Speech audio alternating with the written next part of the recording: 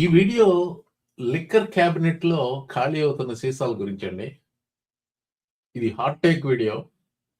కిరణ్ గారు లేరు కాబట్టి ముందుగా కిరణ్ గారిని ఉద్దేశించి 2 మాటలు చెప్పి తర్వాత విషయంలో దిగుతాను. కొంచెం నాటక పక్కీలో చెప్పాలన్నమాట. పాత సినిమాల్లో గుమ్మడి, ఎన్టీ రామారావు గారు కొంచెం హెవీ డైలాగులు చెప్పినప్పుడు ఊహించుకోండి. నేను ఎవరి గొంతు ఇమిటేట్ చేయట్లేదు ఇక్కడ. ఏదో నా గొంతులోనే నాటక పక్కీలో చెప్తున్నాను. కిరణ్ కిరణ్ కిరణ్ అంతా అయిపోయింది. నువ్వు భయపడ్డట్టుగానే నీ మరొక అక్కాయిని పట్టపున పెట్టుకున్నారు ఈ మాగా వ్యతిరేక శక్తులు. లేబర్ సెక్రటరీ లోరీ సాంచెజ్ డెమరస్ నిన్ననే రాజీనామా చేసింది. విషయానికి వెళ్లే ముందు ఒక చిన్న విన్నపం అండి. లైక్ చేయండి, సబ్స్క్రైబ్ చేయండి. ఆ సబ్స్క్రైబ్ పై క్లిక్ అండి, సబ్స్క్రైబ్ పై క్లిక్ అండి, సబ్స్క్రైబ్ సబ్స్క్రైబ్ సబ్స్క్రైబ్ సబ్స్క్రైబ్. ఆ 2.5 నిమిషాల పూర్తి పాటను పెట్టట్లేదు. ఎప్పుడు ఇందులో పెట్టినా కానీ ఇలా ఇన్సర్ట్ చేస్తే ఒక 10 సెకండ్స్ మాత్రమే పెడతాము. So coming to the point అండి, సీరియస్ పాయింట్. మద్యం ముట్టని అని ప్రగల్భాలు చెప్తాడు ట్రంప్. టీ టోటలర్ అని చెప్పుకుంటాడు. కానీ there are credible reports saying Trump is addicted to something. Adderall అంటారు, సమ్ సబ్స్టెన్స్ హీ టేక్స్. ఆ యాడరాల్ ఎఫెక్ట్ తెలుస్తూ ఉంటుంది అప్పుడప్పుడు. ఒకసారి యాడరాల్ హైగా ఉన్నప్పుడు తన గొంతు అది అంతా తేడా ఉంటుంది. Anyway, so I'm not litigating whether he has a substance abuse or not. కానీ for somebody who claims to be a teetotaller, he surrounds himself with drunks and addicts. ఇప్పుడు కొత్త పేరు ఒకటి పెట్టారు ట్రంప్ క్యాబినెట్ కి, liquor cabinet అని పెట్టారు అనమాట. ఆ లిక్కర్ క్యాబినెట్ లో ఒక బాటిల్, మరొక బాటిల్ ఖాళీ అయింది.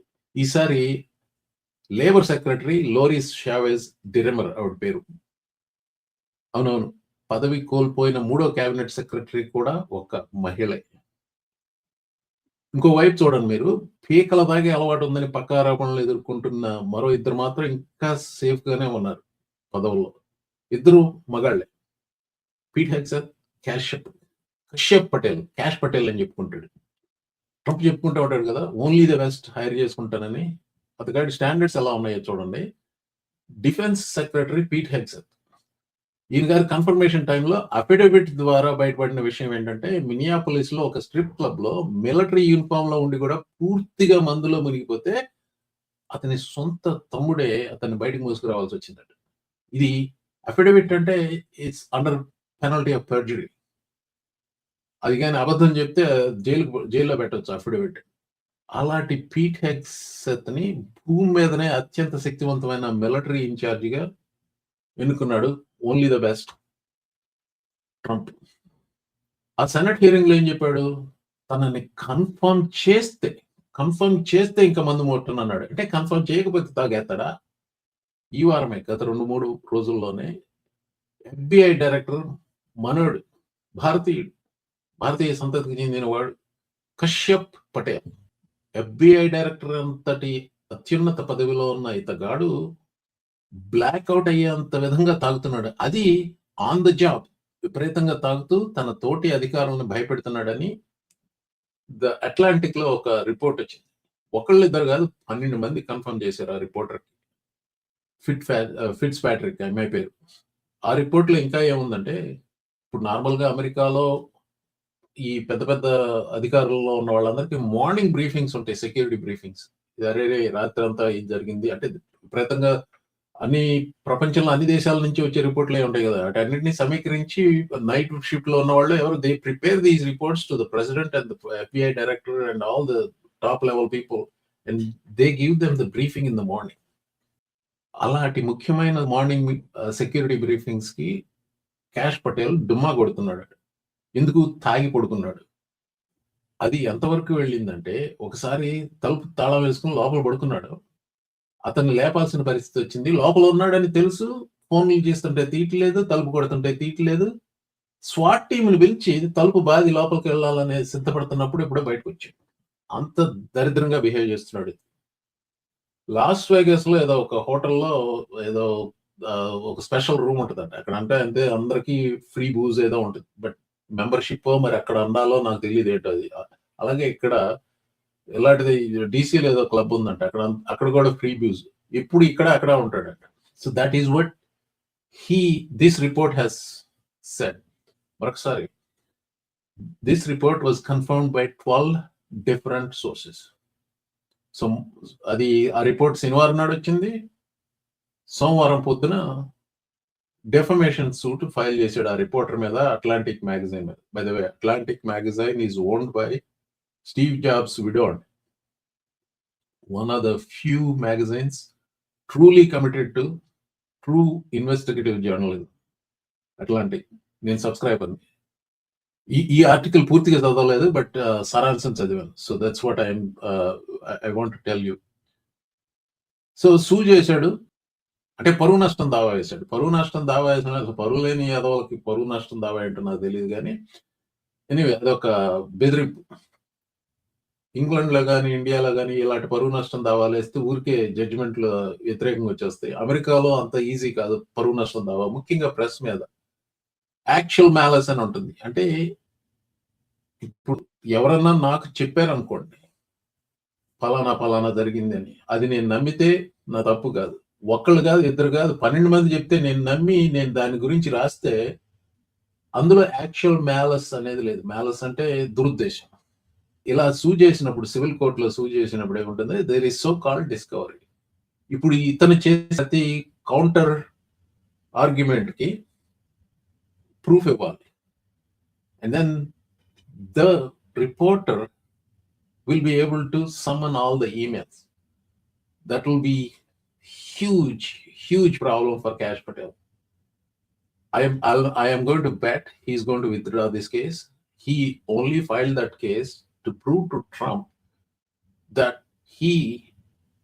Kash Patel is not afraid of this, and he's following Trump's playbook of suing people for defamation. కాకపోతే ఏంటంటే స్కేల్లో తేడా ఉంది. ట్రంప్ ఏమో బిలియన్స్ ఆఫ్ డాలర్స్ లో చేస్తాడు, ఈయన 250 మిలియన్ చేసాడు. మరొక విషయం ఇంకోటి చెప్పాలి, దిస్ ఇస్ ఫనీ. ఆ రిపోర్ట్ లో ఉన్నది, అట్లాంటిక్ రిపోర్ట్ లో, ఈయన పాస్వర్డ్ మర్చిపోయాడంట తన FBI అకౌంట్కి వెళ్ళడానికి. బాగా తాగేసి ఉన్నాడు, మర్చిపోయాడు పాస్వర్డ్. 4-5 సార్లు ఎంటర్ చేస్తే లాక్ చేస్తుంది కదా, అది లాక్ చేసేస్తే ట్రంప్ తను ఫైర్ చేసేసాడు అని చెప్పి నానా గందరగోళం పడి దానికి కూడా స్టాఫ్ ని అలర్ట్ చేశాడట, నన్ను ట్రంప్ ఫైర్ చేశాడు అన్నట్టుగా. So this is how ridiculous this guy is. So ఈ పరువు నష్టం దావా ఎటు వెళ్తుందో చూద్దాం. సో చివరిగా ఈ లేబర్ సెక్రటరీ లోరీ చావెజ్ డిరెమర్ సంగతి ఏంటి? ఆమెను పీకేశాడు, అంటే రాజీనామా చేసింది ప్రైవేట్ సెక్టర్ లో జాబ్ కోసం. యా,